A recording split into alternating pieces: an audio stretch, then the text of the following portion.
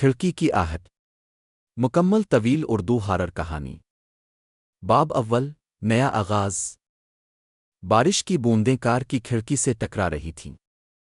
صبا نے باہر جھانکا، ہر طرف دھند تھی، سڑک سنسان، اور ان کا نیا مکان دھند میں چھپا ایک پرانا بھوت بنگلہ لگ رہا تھا۔ صبا کی عمر 17 برس تھی۔ وہ ایک حساس اور خاموش طب لڑکی تھی جو کتابیں پڑھنے اور تنہائی پسند کرنے والی تھی۔ اس کے والد احسان صاحب ایک سرکاری ملازم تھے جنہیں حال ہی میں اس چھوٹے سے پہاڑی قصبے مہتاب پور میں تبادلہ ملا تھا۔ ماں شمائلہ ایک سلجھی ہوئی گھریلو خاتون تھیں۔ انہیں مکان کے بارے میں سستے ہونے کے علاوہ کچھ زیادہ نہیں معلوم تھا۔ یہ مکان انہیں ایک پراپرٹی ایجنٹ نے بتایا کہ کئی سالوں سے خالی پڑا ہے، اور چونکہ مالک ملک سے باہر جا چکا ہے وہ اسے کم قیمت پر دے رہا ہے۔ باب دوم پرانا گھر، پرانی کھڑکیاں۔ گھر واقعی پراسرار تھا۔ اندر داخل ہوتے ہی دیواروں پر نمی کی بو، لکڑی کے فرش کی چرچراہٹ، اور سب سے عجیب وہ کھڑکیاں جن کے پٹ قدرے ٹیڑھے اور بوسیدہ تھے، جیسے برسوں سے کسی نے ہاتھ نہ لگایا ہو۔ خاص طور پر صبا کے کمرے کی کھڑکی جو اس کے بستر کے عین سامنے تھی۔ باہر ایک پرانا برگد کا درخت کھڑکی پر جھکتا تھا، اور اس کے پتے کھڑکی سے ٹکرا کر سسریر کی آواز نکالتے۔ پہلی رات صبا کو نیند نہیں آئی۔ ایک عجیب بے چینی تھی۔ وہ پہلو بدلتی رہی۔ آدھی رات کو اچانک کھڑکی سے ہلکی سی آواز آئی، چرر، ایسی جیسے کسی نے آہستہ سے کھڑکی کا ہینڈل گھمایا ہو۔ صبا نے کروٹ لی، کھڑکی بند تھی۔ وہ خود سے بولی، ہوا ہوگی، لیکن اس کے بعد وہی آواز بار بار، چرر۔ کچھ لمحے بعد اسے لگا کہ کھڑکی کے باہر کوئی کھڑا ہے، جیسے کوئی سایہ۔ وہ چونک کر اٹھ بیٹھی، پردہ ہٹا کر جھانکا، باہر کچھ نہیں تھا، صرف درخت اور اندھیرا۔ باب سوم ڈائری کا انکشاف۔ کچھ دن بعد صبا نے گھر کے کونے کونے کو کھنگالنے کی ٹھانی۔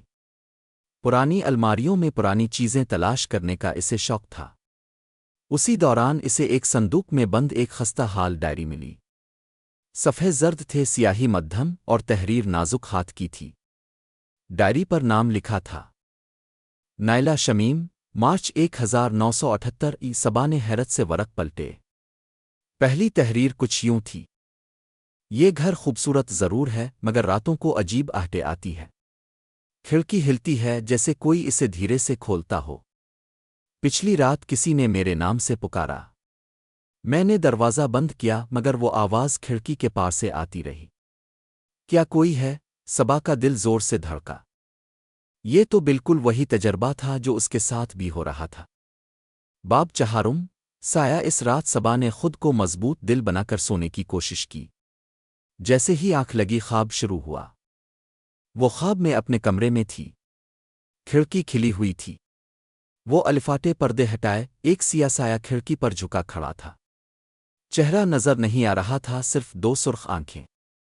سایہ آہستہ سے بولا، نائلہ نے میری بات نہیں مانی، تم بھی نہیں مانو گی؟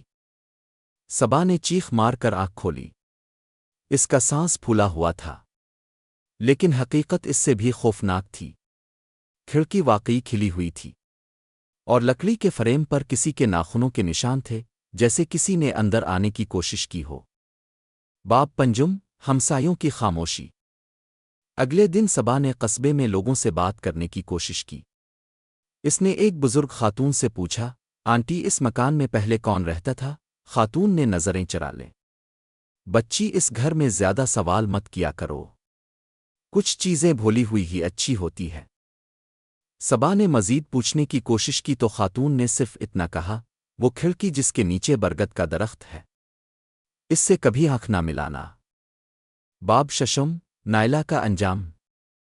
ڈائری کے آخری صفحات میں نائلہ کی تحریر بدلی ہوئی تھی۔ کہیں کہیں الفاظ کھرچے گئے تھے، جیسے لکھتے وقت ہاتھ کانپ رہا ہو۔ وہ اب ہر رات آتا ہے، کہتا ہے مجھے ساتھ لے چلے گا۔ میری ماں کہتی ہے میں بہکی بہکی باتیں کرتی ہوں، مگر میں جانتی ہوں کھڑکی اب کبھی بند نہیں ہوگی۔ صبا نے دل کڑا کیا اور آخری صفحہ کھولا، آج رات میں کھڑکی کھولوں گی، شاید تب یہ سب ختم ہو جائے۔ اس کے بعد کوئی تحریر نہیں تھی۔ باب ہفتم آخری مقابلہ اس رات صبا نے اپنے کمرے کی لائٹس بند رکھیں۔ وہ کھڑکی کے سامنے جا بیٹھی اور ڈائری اپنے ہاتھ میں رکھی۔ رات کے 3 بجے کھڑکی سے چرر کی آواز آئی، پھر ہلکی سرگوشی، صبا اب تمہاری باری ہے۔ اچانک کھڑکی خود بخود کھل گئی۔ برگد کے درخت سے ایک سایہ اندر آیا، دھواں دھواں سیاہ آنکھوں سے لال روشنی نکل رہی تھی۔ صبا نے زور سے ڈائری ہوا میں لہرائی اور بولی، میں جانتی ہوں تم کون ہو۔ نائلہ کی روح کو چھوڑ دو۔ سایہ جھجکا چیخا اور جیسے ایک زوردار جھٹکے سے پیچھے ہٹ گیا۔ صبا نے بسم اللہ پڑھی، ڈائری میں لکھی نائلہ کی آخری دعا دہرائی اور کھڑکی بند کر دی۔ کھڑکی کے شیشے پر اب صرف بارش کے قطرے تھے اور اندر سکون۔ اختتامیہ، کھڑکی بند مگر ہمیشہ۔ کئی ماہ گزر گئے۔ صبا اور اس کے والدین وہ گھر چھوڑ چکے تھے۔ سب کچھ ٹھیک لگتا تھا مگر ایک رات صبا اپنی نئی رہائش میں سوتی ہوئی چونکی۔ کمرے میں سب کچھ پرسکون تھا مگر اس کے کمرے کی کھڑکی سے ہلکی سی آواز آئی، چررر۔ کیا یہ اختتام تھا؟ کہانی دوبارہ شروع ہو رہی ہے۔